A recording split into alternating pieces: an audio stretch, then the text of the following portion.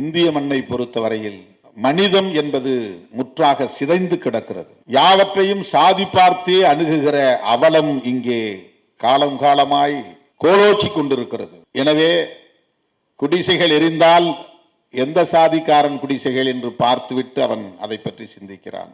பிள்ளைகள் சிறுமிகள் பாதிக்கப்பட்டால் அது எந்த சாதி வீட்டு பிள்ளை என்று பார்த்துவிட்டு அது பற்றி அவன் கருத்து சொல்ல விரும்புகிறான்.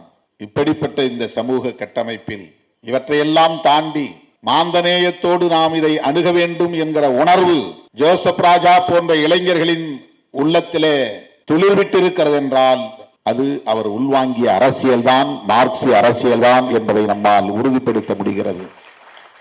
அந்த அரசியல் இங்கே வலுப்பெற வேண்டும், செழுமை பெற வேண்டும். அதற்கு நாம் அனைவரும் ஒருங்கிணைந்து களவாடுவோம் என்று சொல்லி வாய்ப்புக்கு நன்றி கூறி கவிஞரை பாராட்டி வாழ்த்தி வாய்ப்புக்கு நன்றி கூறி முடிக்கிறேன். நன்றி.